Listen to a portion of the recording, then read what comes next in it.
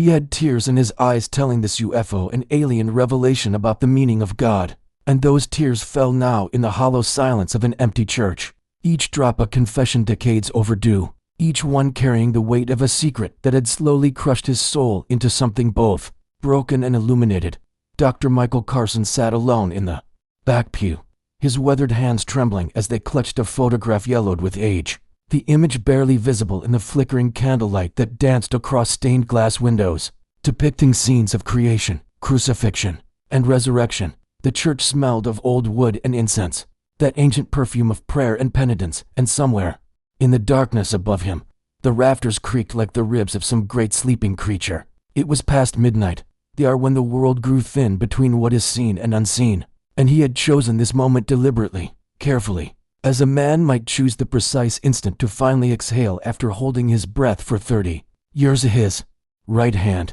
the one not gripping the photograph, rested palm up on his knee, and even in the dim light the symbol was visible, a mark burned into his flesh that had never faded, never healed, a pattern of interlocking spirals and geometric perfection that seemed to shift when observed too long. He had covered it for decades with gloves, with lies, with silence, telling his wife it was a chemical burn from a lab accident, telling his children nothing at all, telling himself he could forget. But the symbol pulsed now with a faint warmth, as it always did in places of worship, as if recognizing something in the stones and prayers, some resonance it had been waiting to return to. The tears came, harder now, spilling down his lined face, and he made no effort to wipe them away, letting them fall as offerings, as the only honest thing he had given God in far too long. He had been a man of science once, of equations and evidence, of peer-reviewed certainty, but what he had witnessed had shattered every framework he possessed, leaving him adrift between two worlds, the one he could explain, and the one that had explained him.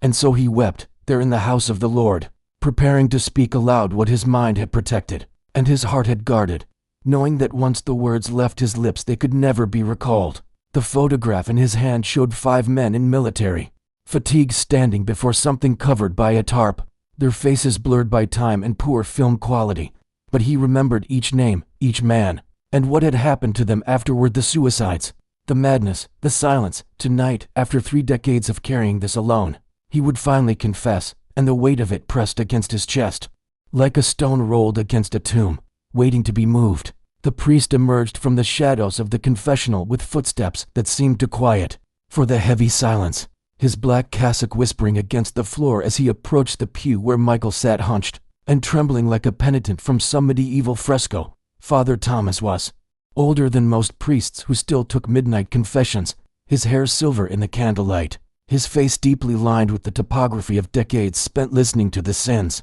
and sorrows of souls seeking absolution. He did not speak immediately, instead lowering himself slowly onto the pew, beside Michael, close enough to be present but distant enough to allow dignity, and together they sat facing the altar where a simple wooden cross hung suspended above banks of flickering votives. The old engineer could feel the priest's patient stillness, that practiced quietness of men who have learned to wait for truth to surface in its own time, like water from a deep well. Michael's breathing came ragged now, his chest hitching with suppressed sobs, and when he finally turned to look at Father Thomas, his eyes were red-rimmed and gleaming with moisture that caught the candlelight and held it. "Father, I need to tell you something that will sound impossible," he began, his voice cracked and raw, barely more than a whisper that the vaulted ceiling seemed to gather and amplify into something greater than itself. "Something I saw, something I touched, something that touched me back and showed me things about God and creation that I was never meant to know, or perhaps always meant to know. I can no longer tell the difference." He held up his marked palm, rotating it slowly so the symbol caught the light, the geometric pattern seeming to move with an inner luminescence that had nothing to do with reflection. Father Thomas looked at the mark and his expression shifted, something flickering behind his eyes, not shock, but recognition, or perhaps the shadow of it, the ghost of some parallel knowing. "I was part of something classified, something that never made the reports, something they buried in the desert along with the truth," Michael continued, his words coming faster now, pressure releasing after years of containment. "And what I found there, Father, what found me, it changed everything I thought I knew about the universe, about Christ, about why we're here at all." The priest reached out then and gently took Michael's trembling hand in both of his own, holding the marked palm between them like something precious and fragile. And in a voice barely audible, he said, "Tell me everything, my son,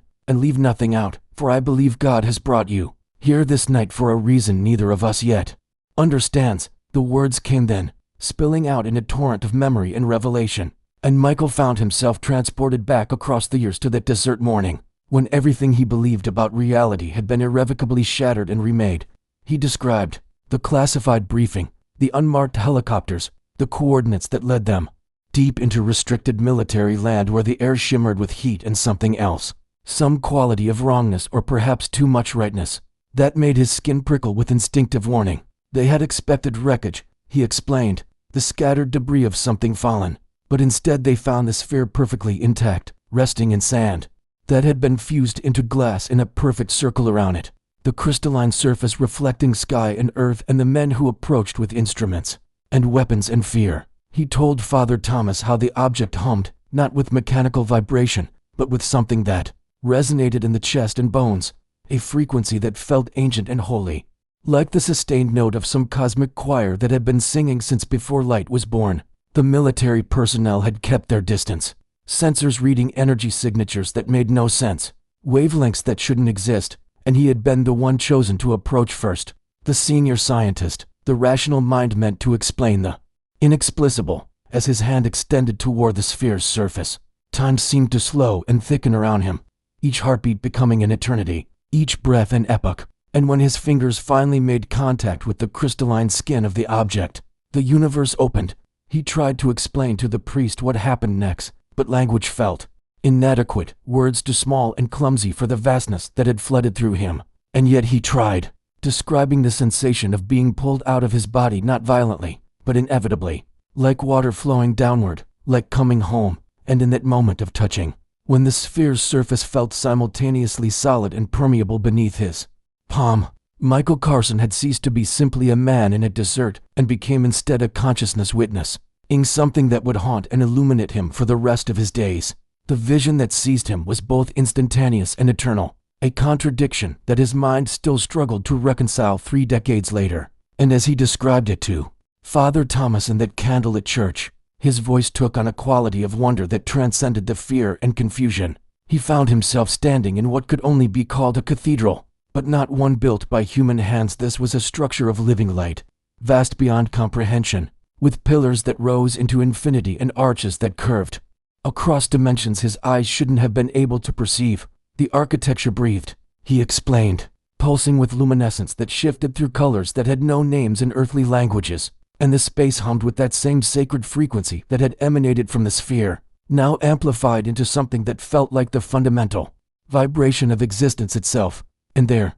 waiting in the center of that impossible nave, stood a being of such radiant presence that Michael wept even now, remembering, his tears falling onto Father Thomas's hand still holding his own. The being was humanoid in the way that a blueprint resembles a building, suggesting familiar form while transcending it entirely. And its eyes, oh God, its eyes contained entire galaxies wheeling in slow spirals, nebulae being born and dying in depths that seemed to look not at him but through him, and into the very essence of what he was. It did not speak with voice or sound, but communicated directly into his understanding, bypassing language altogether. And the first thing it conveyed was not greeting or explanation, but simply this: you are beloved, and you have always been beloved, and before you were formed you were known. Michael's chest heaved with sobs as he recounted this, the memory too precious and too overwhelming to hold without breaking. And Father Thomas squeezed his hand, gently, silently urging him to continue, to release what had been held captive for so long.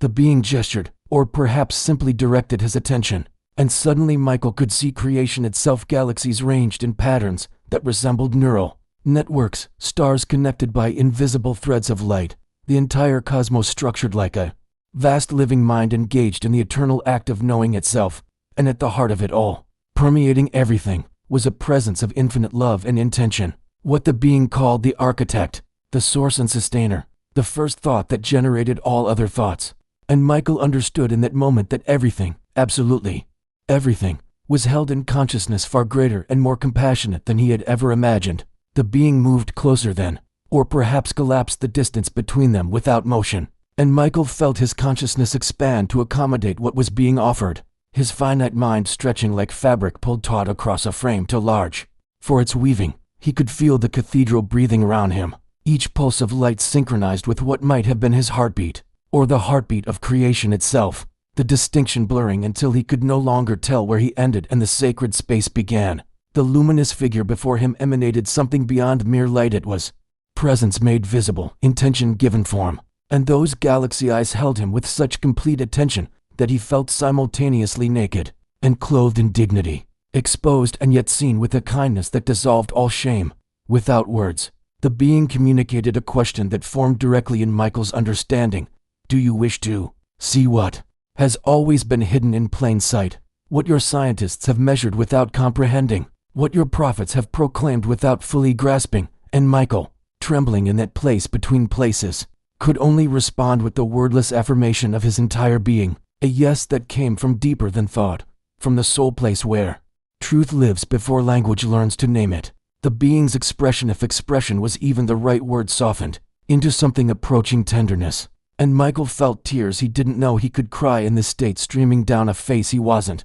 certain he still possessed, each tear a prayer of readiness and terror mingled together. I am so small, he heard himself speak, the communication flowing naturally now in this realm, where consciousness touched consciousness, without the barrier of flesh and tongue. How can I possibly understand what you want to show me? The being's response came like warm rain on parched earth, soaking into his awareness with gentle insistence. You are not small, beloved child of the architect. You are exactly the size you were meant to be, and what seems vast to you is intimate to the one who breathes galaxies and counts the hairs upon your head. The reassurance wrapped around Michael's fear like hands around a candle flame, protecting without extinguishing, and he felt something in his chest unlock. Some door he had kept bolted against wonder finally swinging open on ancient hinges. Around them the cathedral seemed to respond to this opening, the pillars of light brightening, the geometry of the impossible architecture shifting into configurations that hurt to perceive but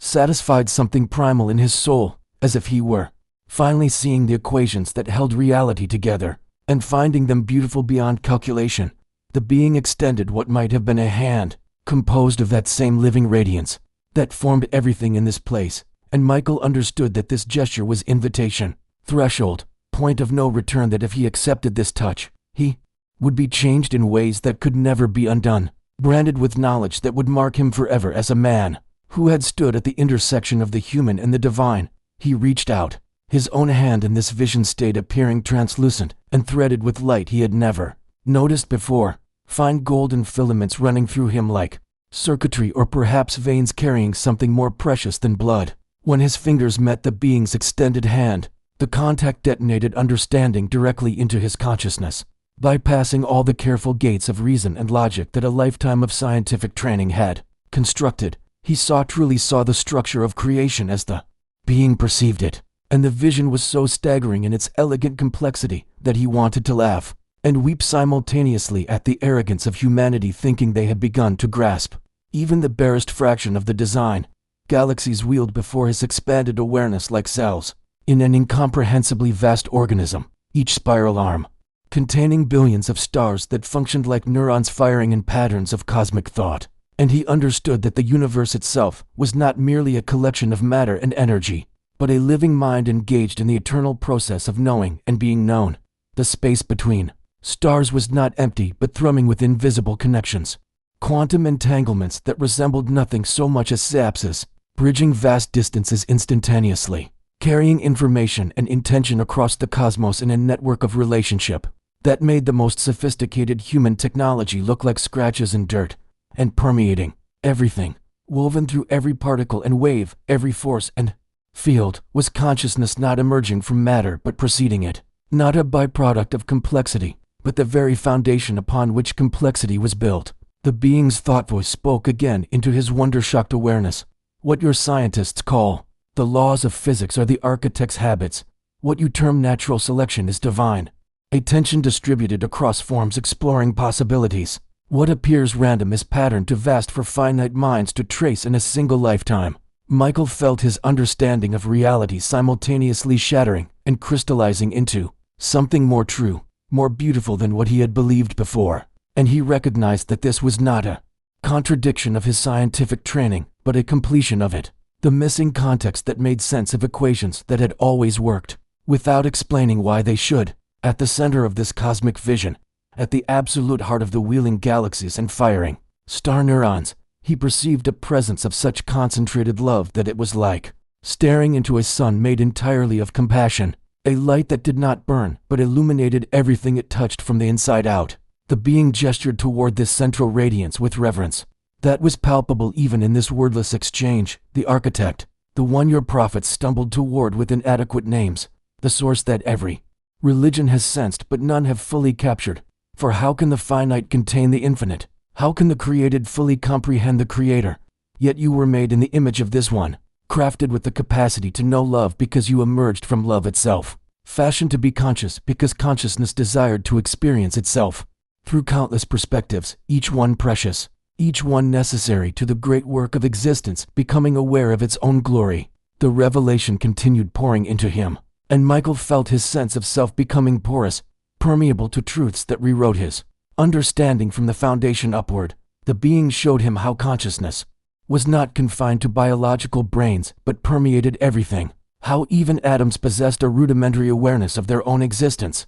how molecules knew their own bonds, how planets dreamed in slow geological time, how stars sang in frequencies that carried meaning across the darkness, and humanity, the being conveyed with something approaching excitement. Humanity was special not because it was superior, but because it occupied a unique threshold, point conscious enough to know it was conscious, capable of abstraction and imagination, able to love sacrificially and create meaning where none existed before. You are the universe, becoming aware of itself. The being communicated, you are matter organized in such a way that it can contemplate its own origins. You are the architect's way of experiencing limitation and mortality, of knowing what it means to hope without certainty, to love without guarantee, to choose goodness despite suffering. Michael understood then why the being had called humans the architect's hands and heart in the physical realm, not because God lacked power or presence, but because the Creator had chosen to work through consciousness that could freely choose partnership, through beings who could decide whether to participate in the great work of bringing heaven to earth. The tears were flowing freely now in both his vision body and his physical form, collapsed in the New Mexico desert, two states of being crying simultaneously as the magnitude of human purpose and divine intention converged in his understanding. We thought we were alone, his thought voice whispered into the luminous space. We thought consciousness was an accident, that love was just chemistry, that meaning was something we invented to comfort ourselves in an indifferent universe. The being's response came wrapped in such warmth that Michael felt embraced by it. Nothing could be further from truth, beloved one, for you have never been alone. Not for a single moment the architect's attention has rested upon your world with particular tenderness since before your sun ignited, watching your species stumble toward the realization of what you are and why you matter. Around them the cathedral pulsed with affirmation, the living light intensifying as if all of creation was nodding in agreement, and Michael felt himself weeping not from sadness, but from the overwhelming relief of discovering that existence was not cold mechanism but warm intention, not random chaos, but a love story being written across time and space with humanity playing a role more significant than he had dared to imagine. The being's galaxy eyes held him steady as the implications settled into his expanding awareness, and he knew that what was happening in this moment would echo through every remaining day of his life, that he was being prepared to carry something back to his world, some fragment of this cosmic truth that would mark him forever as a man who had touched the edge of the divine and found it impossibly, wonderfully real. The being drew closer again, and this time Michael could feel intention gathering like a storm about to break, could sense that what had been shown so far was merely preparation for something more specific, more pointed. The cathedral around them began to shift, the geometric patterns of living light rearranging themselves into new configurations, and Michael felt himself being turned,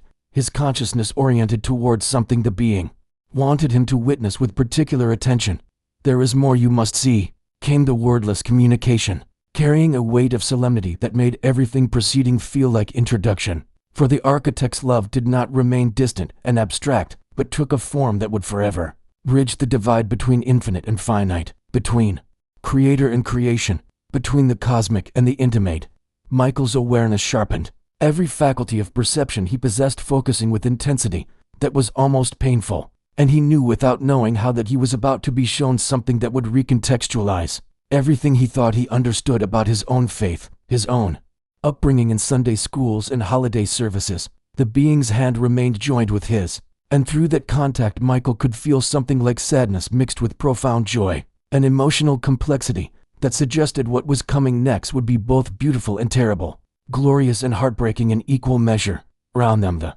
living light began to coalesce into forms more specific than the abstract geometries that had filled the cathedral until now. He saw hints of landscape, of earth and sky, of a world that looked familiar, but was being shown from a perspective that transcended the merely physical, what you call the incarnation. The being communicated, and now Michael felt his heart, both physical and spiritual, beginning to race with anticipation, and something approaching holy fear was not merely a local event in your history, but a cosmic moment that rippled across every plane of existence, felt and recognized by consciousnesses throughout the vast network of being. The implications of those words detonated slowly in Michael's understanding, each syllable unpacking into revelations that would take him decades to fully process, and he found himself trembling again, held upright only by the being's steady presence and the strange physics of this place that seemed to support him with pure intention. Whatever was coming next, he knew with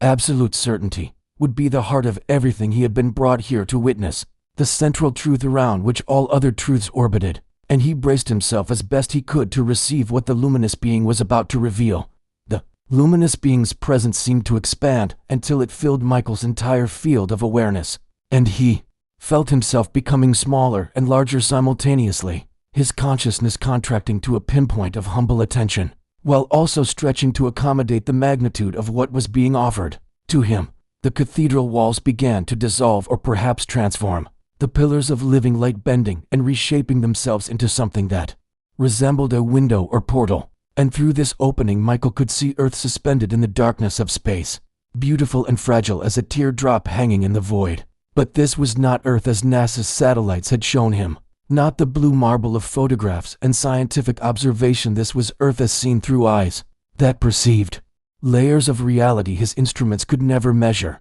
glowing with networks of golden light that connected every living thing in patterns of such intricate beauty that his breath caught in his throat. The being's thought voice came again, gentler now, almost tender. Behold your home as it truly is, not merely a planet of rock and water, but a garden of consciousness where the architect chose to plant something unprecedented, an experiment in love that would reshape the cosmos. Michael watched as the golden threads brightened, and he could see now that they were not static lines but flowing currents of something he could only describe as liquid grace, moving between people, between creatures, between the living and what he had always thought of as the non-living, and all of it pulsing in rhythm with a heartbeat he was beginning to recognize as the same sacred hum that had emanated from the crystalline sphere in the desert. Tears blurred his vision in this strange state where he wasn't certain he still had eyes to cry with, and he felt an overwhelming surge of homesickness for that small blue world, for the humanity he had always studied from a distance through equations and engineering,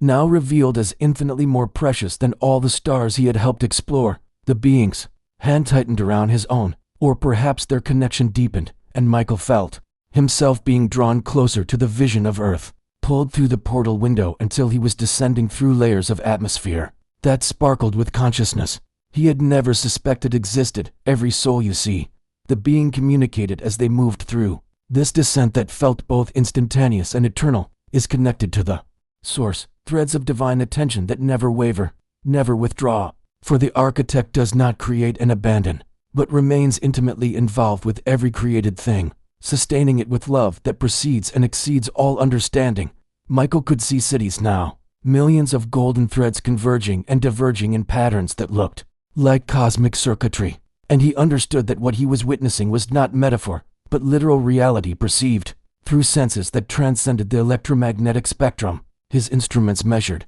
He saw acts of kindness creating brightening pulses along the threads, witnessed love between people causing the golden light to intensify and multiply, observed compassion and sacrifice sending ripples outward that affected the entire network in ways both subtle and profound. And then With a shock that felt like electricity through his entire being, he saw the dark threads to tangles of fear and hatred, knots of selfishness and cruelty, places where the light dimmed but never quite extinguished, always held by those golden connections that refused to let go no matter how deeply a soul wandered into darkness. Free will. The being's voice resonated with something approaching sorrow mixed with fierce pride. The terrible and wonderful gift that makes your species capable of becoming partners in creation, rather than merely puppets dancing on divine strings. For love that is compelled is not love at all, and the architect desired relationship, not robots programmed to obey. The vision shifted then with disorienting speed, and Michael felt himself being turned again,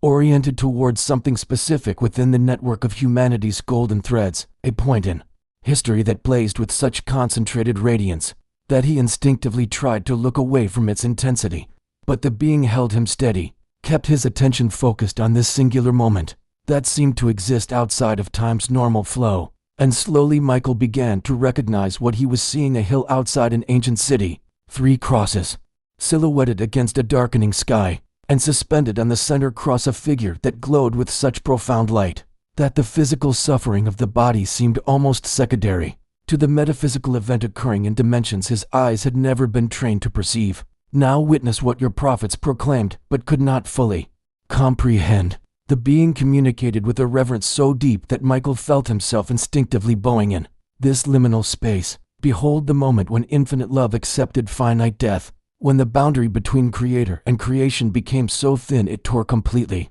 when sacrifice rippled outward across every plane of existence. Michael watched in awe as the figure on the cross, Jesus, he knew with absolute certainty, the carpenter's son from Sunday school stories, now revealed in cosmic context, experienced death. And at that instant, the golden threads connecting all of humanity blazed like ignited filaments, brightening to such intensity that it should have been blinding, but instead felt like seeing clearly for the first time. He perceived how the crucifixion was simultaneously a specific historical event and a transdimensional occurrence. Understood that when the veil of the temple tore, it was not merely fabric splitting, but the barrier between physical and spiritual realms being permanently breached, a doorway opened that could never again be fully closed, allowing divine presence to flood into material reality in ways that had been impossible before that moment. The being drew him even closer to this vision of cosmic crucifixion, and Michael began to perceive what he could only describe as shockwaves emanating outward from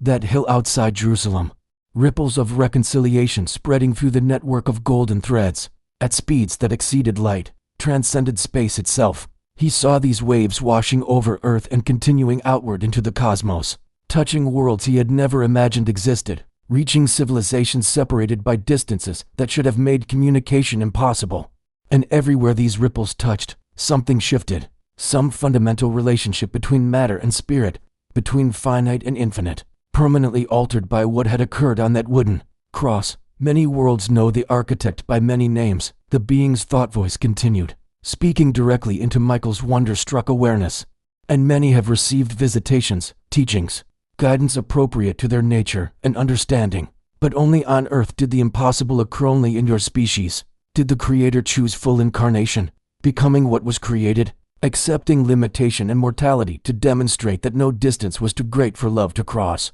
no separation too complete for grace to bridge. Michael understood then with clarity that struck like lightning through his entire being, that humanity's role in the cosmos was not about being superior or chosen in the way he had been taught to think of those words, but about being the meeting place, the intersection point where spirit had taken flesh so completely that it experienced death and transcended it, proving that consciousness could survive the dissolution of its physical form, that love was stronger than entropy, that meaning could triumph over the apparent meaninglessness of a universe winding down toward heat death. He wept openly now, his tears in the vision state appearing as drops of liquid light that fell upward rather than down, ascending towards some invisible ceiling of grace. And he knew that he was crying not from sadness, but from the overwhelming beauty of a love, so vast it would become small, so eternal it would accept temporality, so powerful it would choose vulnerability, all to prove to creation that it was seen, known,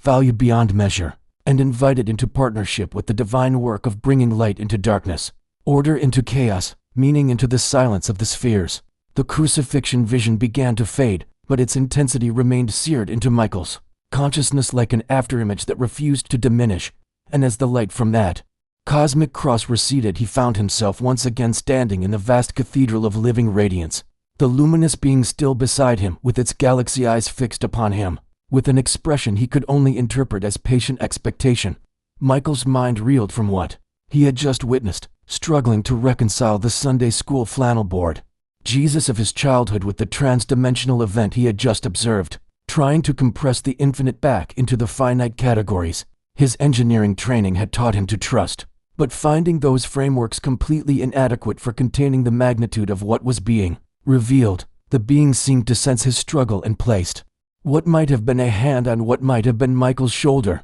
the gesture transcending physical touch to become a stabilizing anchor that helped him regain some measure of equilibrium. In this space where up and down held no consistent meaning, you are trying to reduce what you have seen to equations. The being communicated with something that felt like gentle amusement mixed with compassion. But some truths cannot be calculated, only received. For the architect's love operates according to mathematics your species has not yet discovered, geometries that curve through dimensions your instruments cannot measure. Michael wanted to protest, to insist that everything could eventually be quantified and explained, but the words died unspoken because he knew they would be lies, knew that he was confronting a reality that transcended even the elegant equations of Einstein and Hawking, standing at the intersection of physics and metaphysics where both were revealed as incomplete descriptions of a unified whole. The cathedral around them seemed to pulse in response to his dawning understanding, its pillars of light brightening and dimming in rhythm with his racing heartbeat,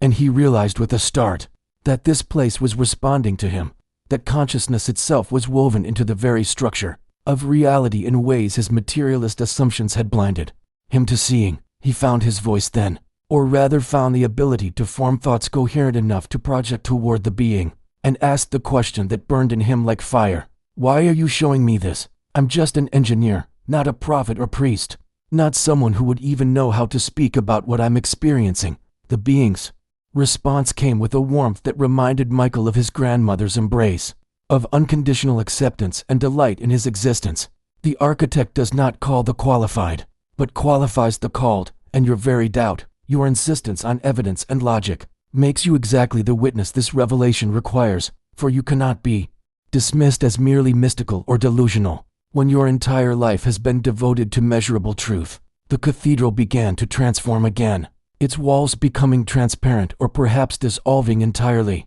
and Michael found himself suspended in what could only be described as the mind of God, surrounded by structures of thought that manifested as living architecture, concepts made visible as crystal towers of meaning that extended infinitely in all directions. He could see now what the being had tried to communicate earlier, about the universe being conscious, could perceive how galaxies were indeed like cells in a vast cosmic body, how stars functioned as synapses firing in networks of light and gravity, how the so-called empty space between celestial objects thrummed with information and intention that his radio telescopes had registered only as background noise. The being guided him through this impossible space, and Michael began to recognize patterns in the chaos, to see how what appeared random from a limited perspective revealed exquisite design when viewed from sufficient distance, how apparent meaninglessness resolved into profound purpose when contextualized within larger frameworks of existence. Your scientists speak of dark matter and dark energy,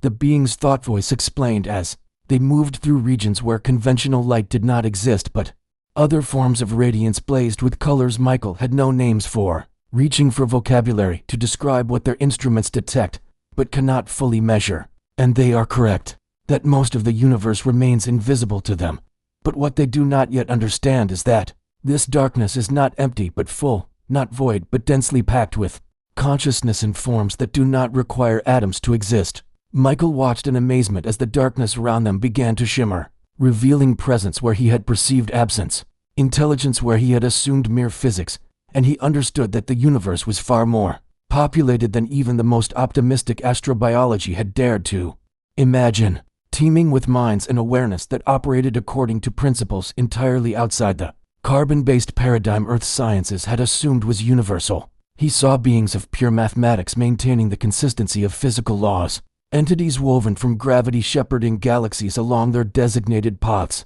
Consciousness is built from light itself dancing between stars and carrying information across the cosmos at speeds that made electromagnetic radiation seem glacial by comparison. All of this, the being gestured to the infinite complexity surrounding them. All of these innumerable forms of existence and awareness. All of these dimensions layered upon dimensions like pages in a book too vast for any finite mind to read completely. All of it flows from and returns to the same source. The architect whose first thought was love and whose every subsequent thought has been an elaboration of that initial creative impulse. Michael felt tears streaming down his face again, overwhelmed by the beauty and intricacy of what he was witnessing, by the realization that the universe was not the cold mechanical system his equations had suggested, but rather a living artwork in constant process of creation, a love song being sung across billions of years by a composer who delighted in every note, cherished every variation, grieved over every discord while working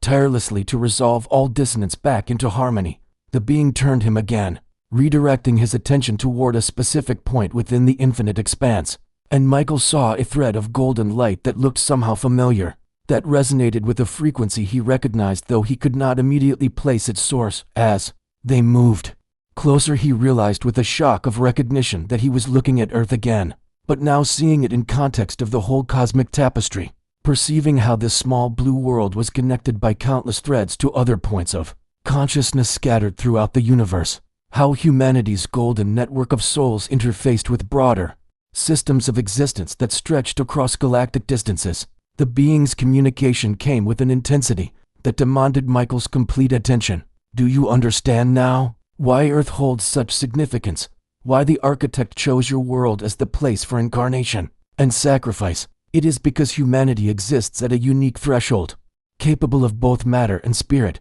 straddling dimensions in ways that most species do not, able to reach both up toward the divine and down into the densest physicality, serving as a bridge between realms that would otherwise remain forever separate. Michael studied the vision of Earth more closely and began to see what the being meant. The golden threads connecting human souls did not stop at the boundaries of the planet, but extended outward into the cosmos and inward into spiritual dimensions simultaneously, creating a nexus point where the physical and metaphysical intersected with unusual intensity. He watched as prayers rose from the planet's surface like flames reaching toward heaven, saw how acts of sacrificial love created ripples that spread through both material and immaterial realms, observed how human creativity and compassion generated light that illuminated darkness across multiple planes of existence simultaneously. When the architect became flesh and dwelt among you, the being continued, its thought voice carrying layers of meaning that unpacked themselves slowly in Michael's understanding. It was not merely to teach or to establish a religion, but to permanently forge a connection between the highest heaven and the deepest earth, to prove that consciousness could fully inhabit matter without being diminished by it, to demonstrate that physical reality was not a prison for spirit, but a canvas upon which divine creativity could paint in colors and textures impossible in purely non-material dimensions. Michael understood then that the incarnation was not God stooping down to humanity's level, but rather God validating physical existence itself, declaring that matter was good, that embodied life had value, that the universe of atoms and energy was not a fallen realm to escape from, but a beloved creation, to be redeemed and transfigured. He saw the cross again in his mind's eye, but now understood it differently, not as punishment or payment, but as the ultimate act of solidarity, the Creator entering so completely into the experience of the created that even death itself could not create separation, proving that there was nowhere consciousness could go that love had not already gone before, and would not follow after. The vision began to pull back slowly, the cosmic perspective gradually narrowing as Michael felt himself being returned to some more limited awareness. But before the transition could complete, the being held him one final moment in that expanded state, and communicated with urgency that bordered on pleading. Remember what you have seen here. Hold fast to the reality that your instruments cannot measure, but your soul knows to be true. For you will return to a world that has forgotten its own cosmic nature, that treats physical existence as the only existence and thereby impoverishes itself beyond measure. You will be tempted to dismiss this as hallucination or oxygen deprivation, to explain away the inexplicable with comfortable reductions. But I charge you as a witness to resist that temptation and instead become a reminder that humanity is more than clever apes on an insignificant rock, that you are instead beloved children of the architect with roles to play in a drama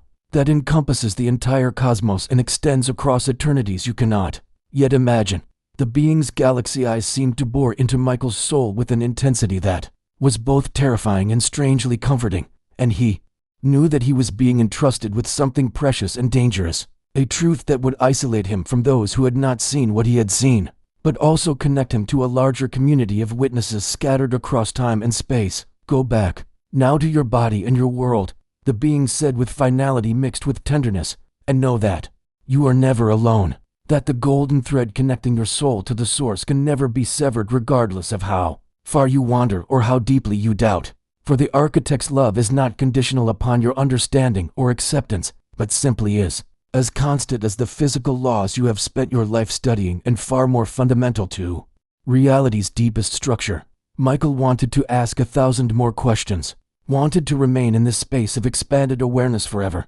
but he felt himself already falling, being pulled back toward limitation and linearity, and the last thing he perceived before the cathedral of living light vanished completely was the being's hand raised in blessing, while its thought voice echoed through his consciousness like a promise. We will meet again, Michael Chen, when your time comes to cross over fully. But until then, carry this gift of vision back to those who have forgotten how to see. The transition back toward his body came not as a smooth descent, but as a violent collapse through dimensions, and Michael felt his consciousness compress and fold in upon itself like origami being reversed at impossible speed, the infinite contracting back into the finite with a pain that was somehow more emotional than physical, a grief at leaving behind that expanded awareness where everything made luminous sense. He tumbled through darkness that pressed against him from all directions, a void that felt both empty and suffocatingly full. And just when panic began to claw at the edges of his fragmenting awareness, the darkness suddenly gave way to brilliance. He found himself hovering above Earth, suspended in the silent vacuum of space, but somehow able to perceive without needing breath or protection from the cold. His engineer's mind briefly noting the impossibility before surrendering to wonder at the view spread beneath him. The planet turned slowly in its ancient dance, blue and white and green, heartbreakingly beautiful in its fragility, a jewel of life set against the infinite black, and Michael felt a surge of protective love for this small world that surprised him with its intensity, as if seeing his home from this perspective activated something primal in his soul that transcended his usual detachment. The being materialized beside him without warning, its presence now somehow more solid than before, as if crossing back closer to physical reality had given it definition his human perception could better process, and together they floated in companionable silence, while the earth completed its rotation beneath them, neither speaking until Michael had drunk his fill of the view. What you are about to see, the being finally communicated with a gentleness that suggested it understood how much Michael had already endured, is the truth that your species has forgotten, but that every infant knows instinctively. Before language teaches them to feel separate, you are not isolated islands of consciousness, but rather waves in an ocean of shared existence, individual expressions of a unified field of awareness that pulses with the architect's own life. As the being spoke, Michael's vision began to shift, some new form of perception layering itself over his normal sight, and suddenly he could see what had been invisible before: golden threads, thousands upon thousands of them, millions perhaps, emerging from the surface of the earth like hair standing on end in static electricity, each one pulsing with light that varied in intensity and color, but all clearly part of the same phenomenon. He watched in breathless amazement as the threads wove together and separated, braided themselves into larger cords, and then dispersed again into individual strands, creating patterns of connection that were simultaneously chaotic and ordered, random yet purposeful. And he understood without needing explanation that he was seeing the soul connections of humanity made visible, the energetic reality underlying every relationship and encounter and moment of recognition. Between persons, some threads burned brighter than others, blazing with intensity that suggested profound love or deep commitment, while others flickered weakly as if the connections they represented had grown thin through neglect or distance. And Michael felt his heart constrict as he recognized the truth being displayed that every human choice either strengthened or weakened these bonds, that isolation was not humanity's natural state, but rather a wound that came from forgetting their fundamental interconnection. The being directed his attention toward the threads more closely, and Michael began to notice something he had missed in his initial overwhelmed survey. All of the golden strands, regardless of where they originated or whom they connected, eventually flowed toward and emerged from a single point, a source of radiance so bright that looking directly at it threatened to overwhelm his vision. Even in this expanded state of perception, the architect, the being, identified what Michael was seeing, though the label felt almost laughably inadequate for the reality being indicated, the source from which all consciousness flows and to which all awareness ultimately returns, the eternal I Am who spoke existence into being and whose voice still echoes in the quantum foam underlying your physics, whose love is the gravity holding not just planets in orbit but souls in existence. Michael stared at that central radiance and felt something break open in his chest, some hard shell of cynicism and self-sufficiency cracking apart to release emotions he had not allowed himself to feel in decades: longing and belonging, grief over wasted years and gratitude for unexpected grace, shame at his smallness and wonder at being known anyway, all of it flooding through him simultaneously until tears streamed down his face or whatever corresponded to his face in this vision state. He watched as his own thread, golden like all the others, but somehow distinctly his, stretched from some point he understood to be his body back in the desert far below all the way up to that impossible radiance at the center. And he saw with shock that his thread was not thin or dim, but rather blazed with light. Despite his decades of doubt and dismissal, pulsing with the being's presence shifted, and Michael felt the texture of the vision change around him, the golden threads and the radiant source, beginning to fade not into darkness but into something deeper, a dimension of meaning that his mind struggled to categorize. And then, without transition, he found himself standing on a hillside under a sky gone dark at midday, the air thick with a grief so profound it felt like the atmosphere itself was weeping. His engineer's mind, still trying to maintain some thread of rational analysis even amidst the impossible, registered details with automatic precision: the rough wood of 3 crosses, silhouetted against roiling clouds, the smell of dust and blood and fear, the sound of women weeping somewhere to his left, the wrongness of the premature darkness that had swallowed the sun. But these observations crumbled into insignificance when his eyes focused on the central cross and the figure suspended there, and Michael felt his knees buckle, not from physical weakness but from the sudden weight of recognition. He was witnessing Golgotha, the crucifixion, the moment that Christianity had elevated to cosmic significance, and yet he was seeing it not as historical reenactment or theological abstraction, but as present reality unfolding before him with devastating immediacy. The man on the cross turned his head, and their eyes met across the centuries or dimensions or whatever impossible distance separated them, and in that gaze Michael encountered something that shattered his remaining categories: infinite compassion, looking at him personally, specifically, as if this entire cosmic ordeal was somehow for him alone, while simultaneously Michael understood with terrible clarity that this same love extended equally to every human who had ever lived or would ever live, each one known and cherished with the same undivided attention. The being appeared beside him again, its luminous form now subdued as if dimmed by reverence for what they were witnessing, and its voice, when it spoke, carried a weight of solemnity that made everything communicated previously seem like mere preamble. What you are seeing is the moment when the architect entered fully into the creation, when infinite consciousness compressed itself into finite flesh, not as disguise or deception but as ultimate solidarity with all who suffer the constraints of matter and time and death. Michael wanted to ask why, wanted his analytical mind to have the satisfaction of understanding the logic behind such an impossible act. But the being continued before he could formulate the question, its communication bypassing language to plant meaning directly into his awareness. Love, when it is true and complete, cannot remain distant from the beloved. The architect knew humanity in every possible way except one,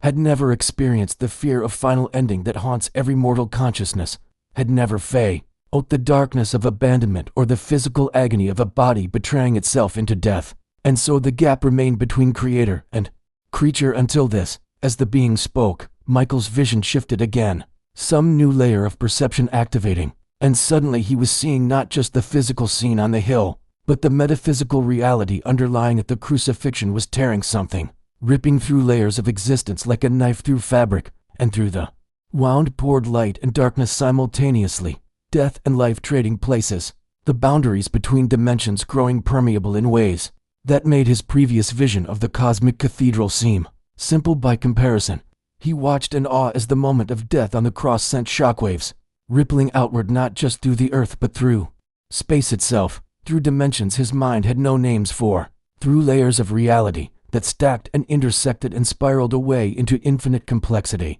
And somehow he understood that what appeared to be local and historical was actually cosmic and eternal, that this act of sacrificial love was reverberating across the entire structure of creation, felt by intelligences on worlds he would never know existed, recognized by consciousness so alien to human experience that even the being beside him seemed familiar by comparison. Many worlds know the architect. The being communicated with something that felt like sadness, mixed with hope. Many species have heard the echo of this moment in their own ways, felt the shift when the veil between spirit and matter grew thin enough to traverse from both sides, but only here, only on Earth, did the architect choose to incarnate fully, to become not an avatar or messenger, but genuinely one with the creation, limited and vulnerable and subject to death. Michael felt tears streaming down his face again as the full implications settled into his understanding that his species, for all their violence and pettiness and capacity for evil, had been chosen as the place where the ultimate reconciliation occurred, where the gap between infinite and finite was finally and permanently bridged, not through human achievement but through divine descent. The figure on the cross spoke, his voice somehow carrying clearly across the distance despite the weakness of his physical state, and Michael heard words he recognized from childhood, Sunday schools that he had dismissed as mythology, but that now landed with the force of cosmic truth. It is finished. In that instant the tearing of dimensions reached some critical threshold, and Michael watched as the wound-in reality became a doorway, as death itself was invaded by life from the other direction, as the entire architecture of separation between creator and creation shuddered and reconfigured itself into a new pattern where isolation was no longer the default state, where the golden threads he had seen connecting humanity could now extend beyond mere human connection, into direct communion with the source itself. The being turned to him, its galactic eyes holding both sorrow for what had been required and joy for what had been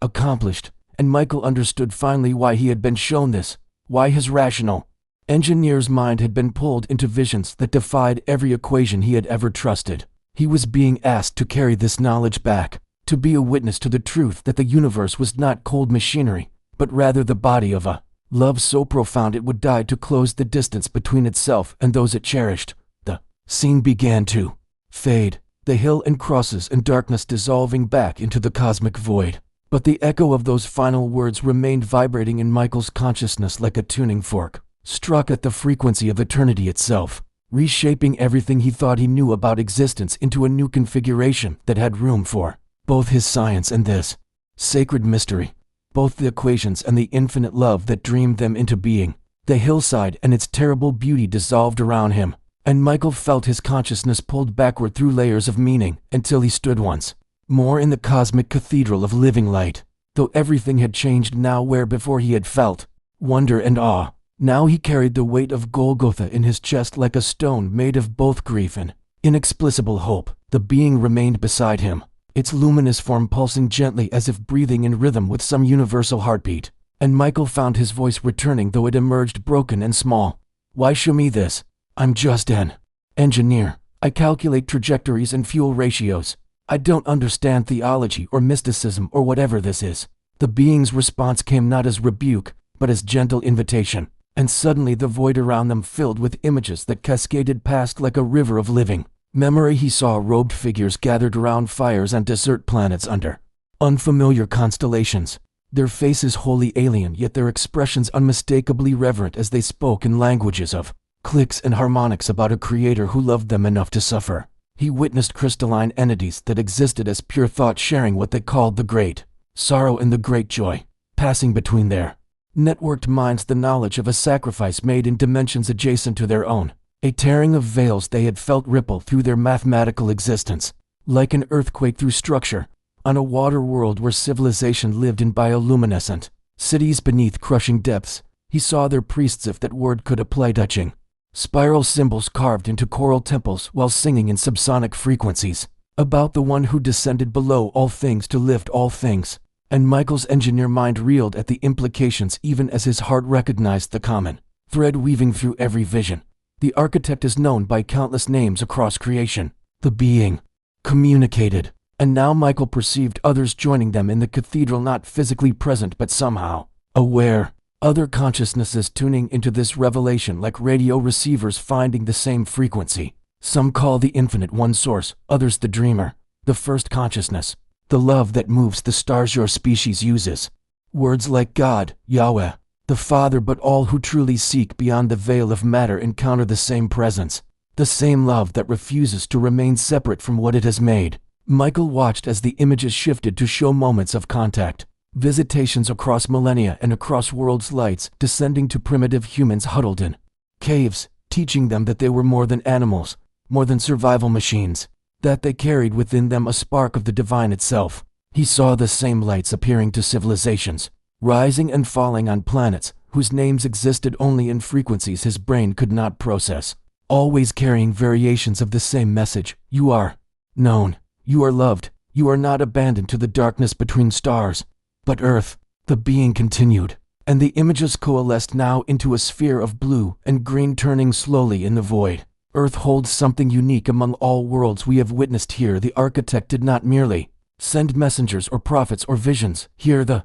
infinite became finite completely. The creator became creature fully, not as avatar or temporary manifestation, but as genuine incarnation subject to all the limitations and vulnerabilities of flesh. Michael felt his knees weak again as golden light began emanating from the rotating earth, spreading outward in waves that he now understood had been propagating across the cosmos since that moment on Golgotha, carrying the resonance of sacrificial love to every corner of existence. The being turned to face him directly, and Michael found himself unable to look away from those eyes like galaxies, feeling simultaneously small beyond measure and precious beyond comprehension. Your species asks why suffering exists, why the architect allows pain and death and the apparent randomness of cruelty. You demand explanations as if love owed you logical justification. The being's voice carried no judgment, only a profound sadness mixed with something fiercer, and Michael felt the words landing in places deeper than his conscious mind.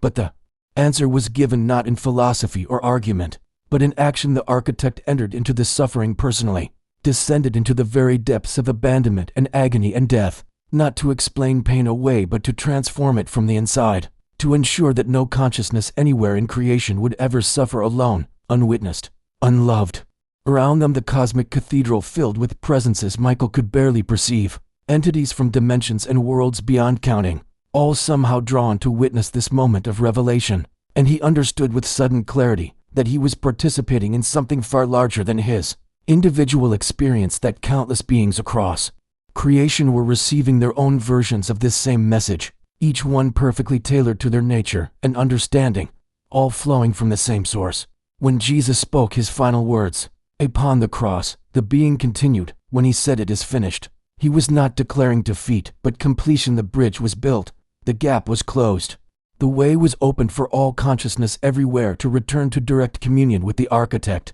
no longer separated by the veil between spirit and matter, but able to traverse freely between them, because one had walked both paths fully and survived even death to prove the way. Michael felt something breaking open in his chest, some calcified barrier between his rational mind and his deeper knowing, and tears flowed freely as he finally stopped trying to understand and simply allowed himself to feel the immensity of the love being revealed. The vision began to shift again, but more gently now, and Michael found himself seeing Earth from a new perspective, not as the isolated backwater his scientific training had sometimes implied, but as a sacred nexus point where the most profound event in cosmic history had occurred. He watched golden threads extending not just between humans, but outward into space, connecting his world to others in a web of spiritual fellowship that transcended biology or chemistry or physics, a network of souls across creation, all participating in the same ultimate reality, all loved by the same infinite consciousness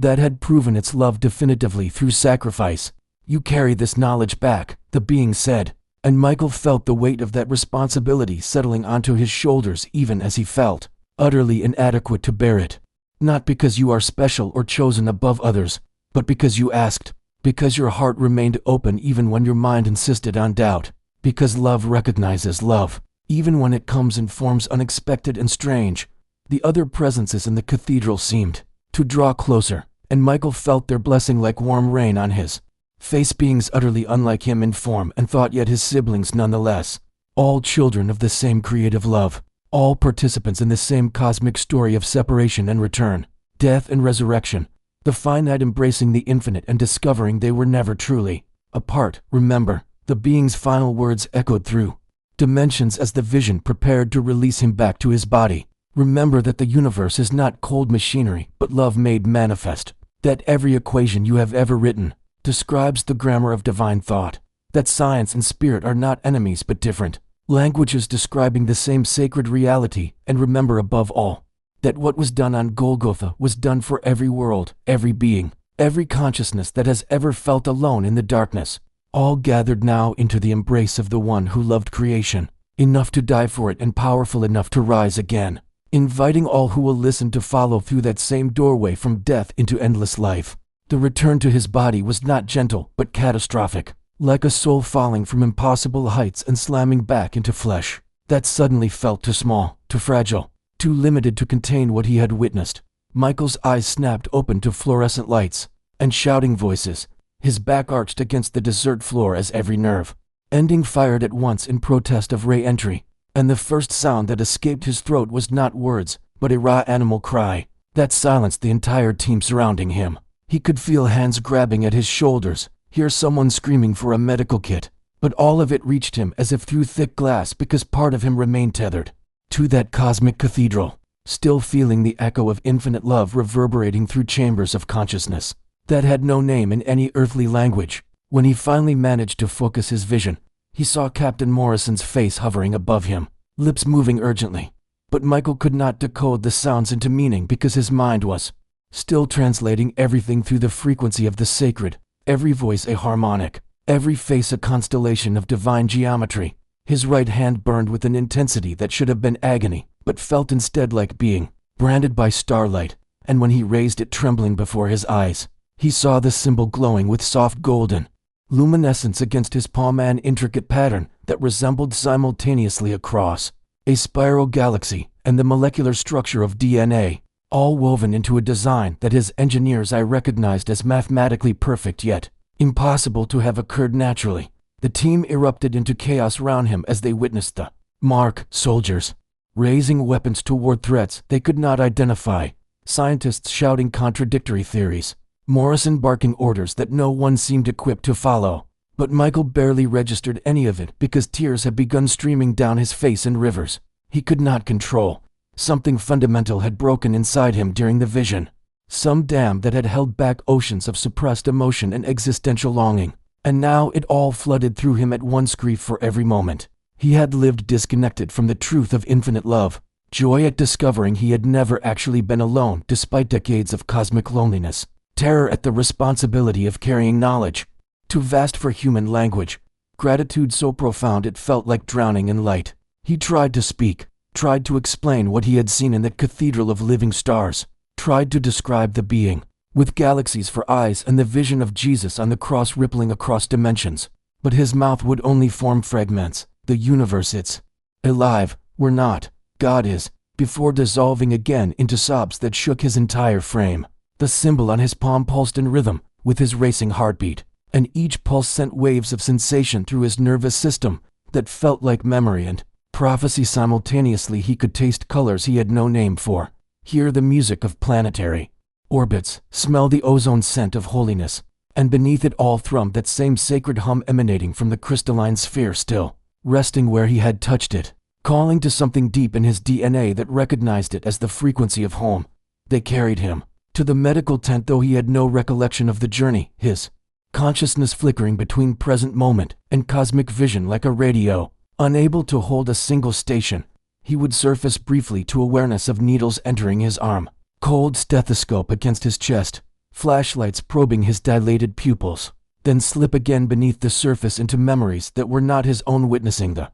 formation of galaxies from perspectives outside time, feeling the birth pangs of stars in his belly, watching Earth coalesce from cosmic dust while voices sang in frequencies that predated sound. The medical officer's voice filtered through. Vitals are stable, but brain activity is off the charts. I've never seen patterns like this. It's as if he's experiencing REM sleep while fully conscious. And someone else responded with clinical detachment about possible radiation exposure or unknown pathogens. But Michael wanted to laugh at their attempts to categorize the uncategorizable, to reduce divine encounter to syndrome or contamination. The symbol continued burning into his flesh, not destroying but transforming, rewriting his cells with information that bypassed his rational mind entirely and spoke directly to whatever part of him was eternal. And he understood with sudden terrible clarity that he would never be the same, that the comfortable atheism of equations and empirical evidence had been incinerated in the presence of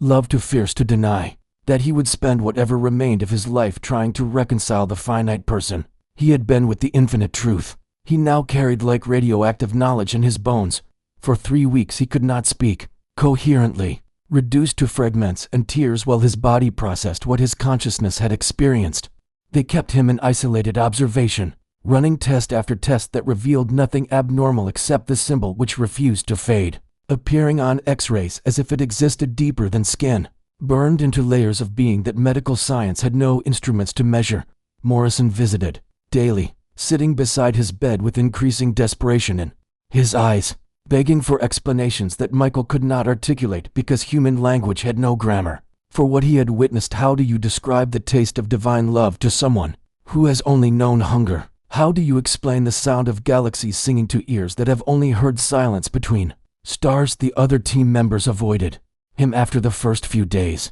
unnerved by his constant weeping and the way his eyes seemed to focus on things not present in the room, whispering among themselves about psychological breaks and recommending discharge on medical grounds. But Michael heard none of their deliberations because he was still learning how to be human again. After touching the infinite, at night he would lie awake staring at his glowing palm in the darkness, tracing the pattern with trembling fingers while tears soaked his pillow. And he would pray for the first time since childhood, not the rote memorized prayers of his Catholic upbringing, but raw, honest pleading. Help me carry this. Help me find words. Help me be worthy of what you showed me. Help me remember without breaking completely under the weight of remembering. 42 years had passed since that night in the desert. 42 years of carrying the weight of ineffable truth like stones in his chest. And Michael found himself kneeling in the confessional of St. Catherine's at midnight, the photograph of his marked palm clutched in trembling arthritic fingers as he finally spoke the words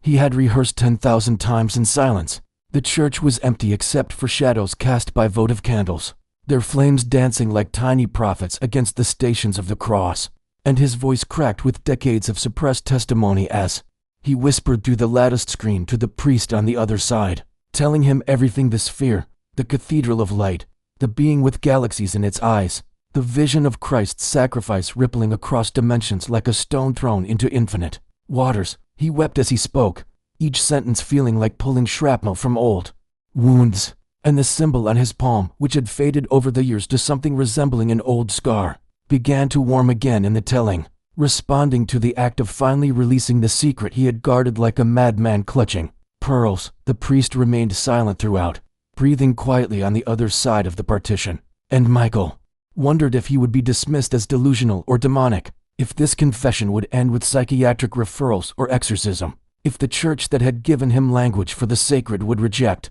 the testimony of sacredness encountered beyond its familiar walls. But when he finished, when the last words dissolved into sobs and he pressed his forehead against the wooden screen in exhaustion, the silence that followed felt not like judgment, but like recognition, as if the space between them had suddenly become holy ground, where two pilgrims discovered they had been walking the same hidden path. The priest's voice, when it finally came, was barely a whisper, trembling with emotion that matched Michael's own. And he said words that rewrote everything Michael had believed about his isolation. In the name of the Father, and the Son, and the Holy Spirit, I receive your confession not as a priest hearing a stranger, but as a brother who has seen the same light. The partition slid open and Father Thomas emerged, a man perhaps 20 years younger than Michael, with silver threading his dark hair and eyes that held the particular depth of those who have stared into mysteries and returned changed. And he extended his right hand palm up in the flickering candlelight, revealing an identical symbol etched into his flesh, glowing with the same subtle luminescence that had begun radiating from Michael's own mark. Michael's breath caught in his throat as he stared at the impossible mirror, his mind struggling to process that the solitary burden he had carried for decades had been shared by others, that the isolation he had accepted as the price of revelation had been an illusion all along, that he was part of a constellation of witnesses scattered across the world who had each touched the same infinite truth and been forever marked by its fire. Father Thomas helped him stand, and they moved together from the confessional to the altar rail where they knelt side by side, both men weeping freely now, their marked palms resting against the cool marble as the weight of decades began to lift like morning fog burned away by rising sun. I received mine during a near-death experience 15 years ago, Father Thomas said softly, his voice thick with emotion. Drowned in a car accident, clinically dead for 7 minutes, and in that space between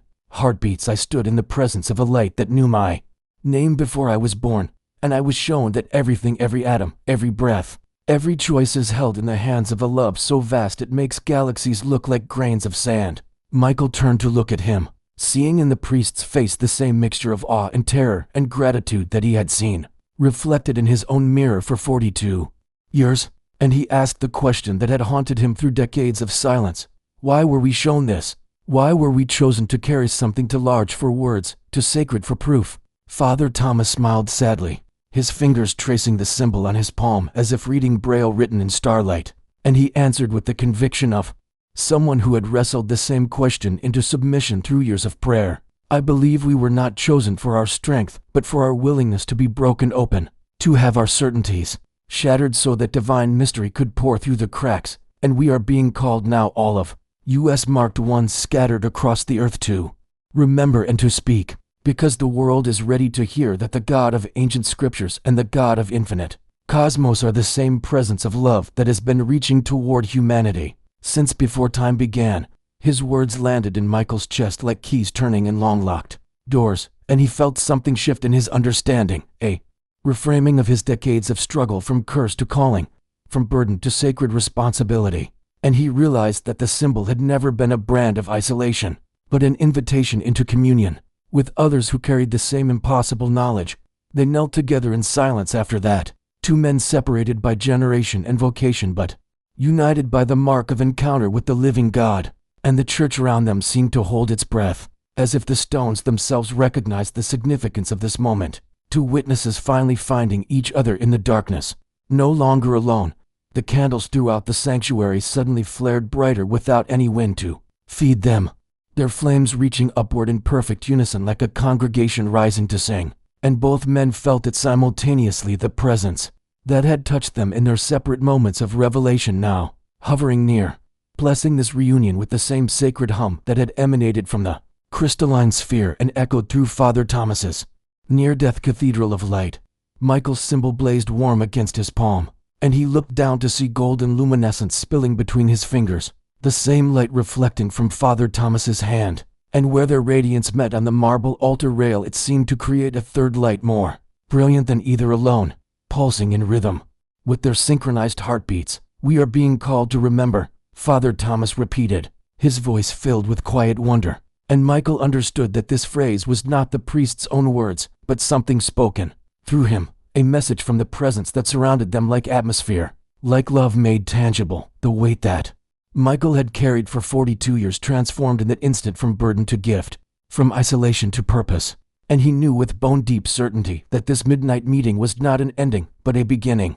that others like them existed scattered across the world waiting to be gathered, that the symbols burning on their palms were not scars of trauma but seeds of awakening, and that the God who had shown him the universe as a living mind had orchestrated this moment with the same meticulous love that had orchestrated the formation of galaxies and the salvation of souls through Christ's sacrifice that rippled across every plane of existence, uniting all things in a mystery too beautiful for comprehension but simple enough for two broken men kneeling in an empty church at midnight to finally, gratefully, begin to understand. They remained kneeling together as the presence thickened around them like invisible water rising in a sacred baptism, and Michael felt his consciousness beginning to shift the way it had in 1983, when his hand first touched the crystalline sphere, not violently this time, but gently, like waking from one dream into another more vivid and true. The church walls seemed to become transparent without disappearing, the physical and spiritual realms occupying the same space simultaneously,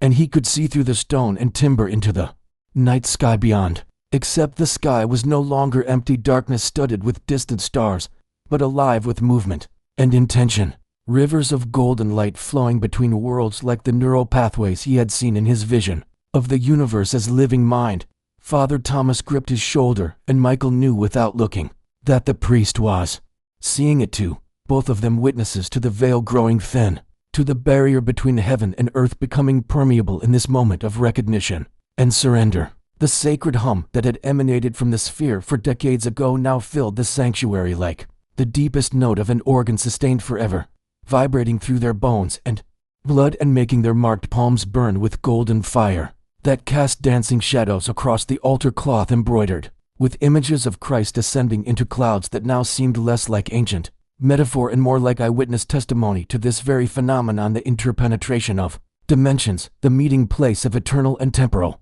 spirit and flesh. Michael wanted to speak, but found his throat closed with awe, every word he knew suddenly inadequate for what was unfolding. And he understood again why he had remained silent for 42 years, because some truths are too large for language, too holy for casual utterance, requiring instead the vocabulary of tears and trembling and wordless wonder. The candles throughout the church blazed brighter still, their flames stretching impossibly high without consuming more wax, as if they were burning on a fuel that transcended physics, drawing energy directly from the presence that surrounded them. And Michael thought of Moses before the burning bush that was not consumed, of moments throughout Scripture when the ordinary world became suddenly incandescent, with divine attention focused like sunlight through a lens. The camera of his consciousness seemed to pull back without his body moving, a perspective shift that allowed him to see himself and Father Thomas kneeling before the altar, from a dozen angles, simultaneously, from the perspective of the carved saints watching from their niches, from the brass cross suspended above the tabernacle, from somewhere beyond the church ceiling looking down through layers of roof and rafter. And revelation, he saw the two of them as small and fragile and utterly precious, two aging men with marked palms and broken hearts who had been touched by infinity and survived the touch. And he saw the golden threads that Father Thomas had spoken of connecting them to each other, and to something vast beyond the walls, luminous filaments of relationship and purpose that extended outward across the sleeping city, across continents and oceans, linking them to others who bore the same mark and carried the same testimony in their bones. The threads converged somewhere above and beyond, flowing toward a radiant source that his vision could not directly perceive, but only sensed away. A man in a deep cave senses the existence of the sun by the faint warmth on his face, and he knew with absolute certainty that this source was the architect the luminous being had named, the present Scripture called Father, the love that had become flesh in Jesus and torn the veil through sacrificial death